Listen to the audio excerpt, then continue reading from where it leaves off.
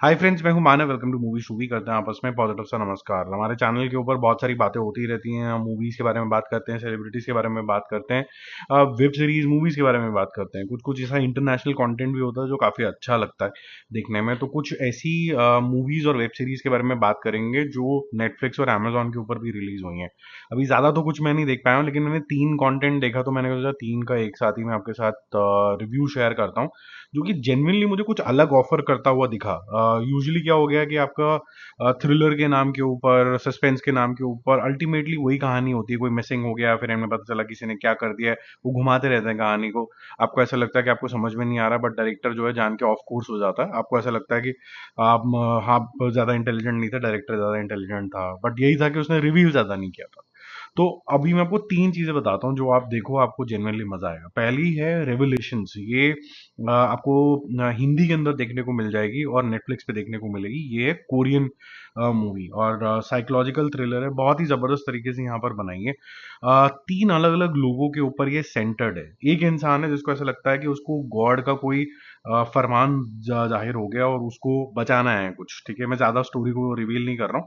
और एक ऐसी मोहतरमा है जो मैडम है, जो हैं तो पुलिस के अंदर, but at the same time अपनी गिल्ट के अंदर है, क्योंकि वो कुछ क्रिमिनल एक्टिविटी नहीं रोक पाई। अब उनको कुछ एक एक्टिविटी हो रही है बहुत खतरनाक तरीके से, उसको रोकना है। और एक एक क्रिमिनल जो कि क्रिमिनल ही है, क्या वो पेरोल पे जब बाहर आया है तो वो सुधर गया है, या फिर वो फिर से कोई क्रिमिनल एक्टिविटी कर देगा, या फिर पुरानी उसकी जो कुकर्म है उसकी वजह से उसको आज भी जज किया जाएगा। ये जो इंटेंगलमेंट है, ये आपको यहाँ पर दिखेगी। और एक कैसा क्राइम दिखाया जाएगा जिसको अभी भी सॉल्व करना है। तो क्वेश्चन जो आपके यहाँ पर रेज हो जाते हैं वो हो जाते हैं कि फेथ, गॉड दिख रहा है, अच्छा गॉड आपको डायरेक्टली बातें कर रहा है। गिल्ट, किस चीज की गिल्ट है। और एक इंसान जो कि क्रिमिनल है, क्या वो सुधर भी सकता है।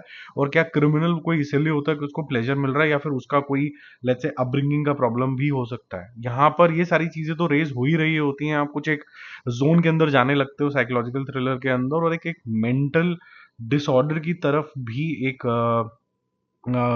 फोकस चला जाता है। तो काफी अच्छे तरीके से सब्जेक्ट को हैंडल किया गया है। क्योंकि कभी भी कोई भी चीज एक्सक्लूसिव नहीं होती है, बड़ी सारी चीजें इंक्लूसिव हो जाती हैं, उससे एक पर्सनैलिटी टाइप बनता है। तो आप बोलोगे नहीं सिर्फ इसकी वजह से हो गया, या इसकी वजह से हो गया, इसकी वजह से हो गया, ऐसा नहीं होता। जो पर्सनैलिटी फॉर्म होती है, कई सारे फैक्टर्स को मिला के होती है, जो यहाँ पर बहुत अच्छे तरीके से दिखाया गया है। अच्छा, अब ये बहुत हैवी हो गया था, तो फिर आप थोड़ा सा सेकेंड वाली सीरीज देख सकते हो, जो कि थोड़ा है लाइट हार्टेड है, थोड़ी सी बीच में सीरियस होती है, लेकिन आपको मजा बहुत आता है। इसका नाम है द वीक हीरो। ये जो वीक हीरो है, ये आपको नेटफ्लिक्स पे अगेन हिंदी में मिल जाएगी। ये भी कोरियन ड्रामा ही है, लेकिन ये लंबा चौड़ा सा नहीं है, जहाँ पर 12-12 एपिसोड होते हैं।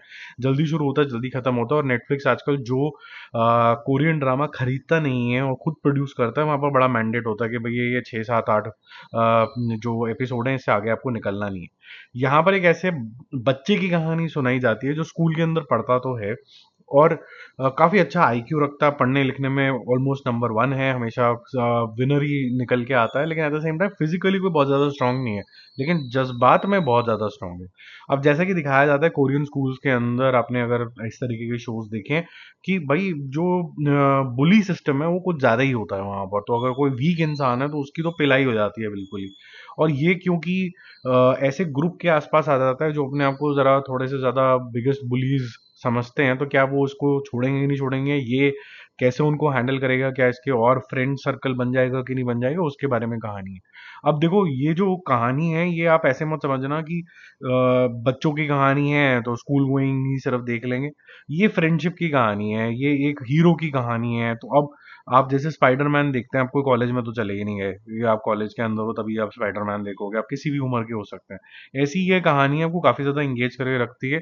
स्टार्टिंग के 1-2 एपिसोड के अंदर तो कैरेक्टर का जो इंट्रोडक्शन हैं अलग अलग के, वही होते हैं। फिर उसके बाद थोड़ा सा ड्रग्स, थोड़ा सा स्कूल, थोड़ा सा हीरोइज्म, ये सारी चीजें आता रहता है, और आपका अच्छा खासा सा टाइम पास कराता है। तो मुझे तो ये अच्छी लगी। और इसका सीजन 2 भी आएगा। ये सीजन 1 पहले ही आ चुका था, लेकिन नेटफ्लिक्स पे अभी आया है, तो वह हिंदी डब के अंदर आया है, तो आप देख सकते हैं। ठीक है, तो जो अब मैं बताने वाला हूँ आपको तीसरे नंबर के ऊपर, वो मुझे सबसे ज्यादा बढ़िया लगी। द बॉन्ड्समैन, ये सीरीज है जो आपको अमेजोन पे देखने को मिलेगी, और इसके अंदर है केविन बेकन, जो कि बहुत ही ज़्यादा यहाँ पर फिट लगे हैं। हालांकि जिस एज से वो गुजर रहे हैं, तो आपको ऐसा लगेगा कि कुछ ज़्यादा एक्शन नहीं कर पाएंगे या फिर ज़्यादा एनर्जी नहीं दिखा पाएंगे। तो जो अभी हिंदी आर्टिस्ट हैं जैसे सलमान खान वगैरह हो गए, उनको थोड़ा क्रिटिसाइज किया जाता है ना कि भाई थोड़ी सी एनर्जी लेके आओ। भाई यहाँ क्या एनर्जी है, क्या ज़बरदस्त तरीके की फिटनेस है यार यहाँ पर। तो ये एक्शन हॉरर सुपर नेचुरल तरीके की सीरीज है, और इसका प्रेमाइस बहुत ही गदर है। एक इंसान है जो कि एक बाउंटी हंटर है, उसको ऑलमोस्ट रेजरेक्ट किया जाता है, थैंक यू वेरी मच हो जाता है उसका, और उसको करता है डेविल।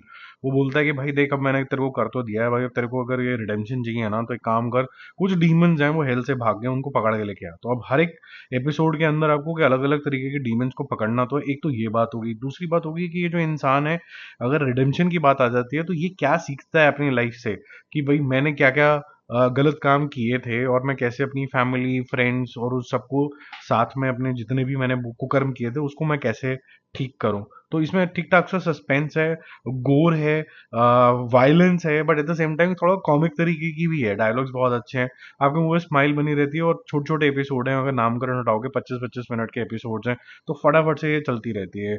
और केविन बेकन की जो एक्टिंग है वो आपको नेक्स्ट लेवल की लगेगी। तो ये सबसे ज्यादा मेरे को फन लगी, कि आपको बिल्कुल फन तरीके से देखना है तो वो आप इस तरीके से देख सकते हैं। कुछ लोगों को 6-7 एपिसोड आने के बाद ऐसा लगेगा कि शायद ये जो हंटिंग है फॉर डीमंस, ये थोड़ा सा बिजनेस एज यूजुअल हो गया।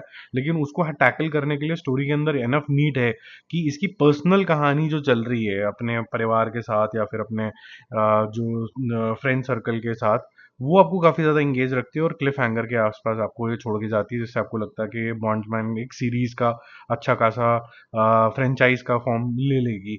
तो मजेदार उस सेंस में लगता है। तो अगर रेवोल्यूशन देखेंगे तो आपको काफी दिमाग का इस्तेमाल करना पड़ेगा।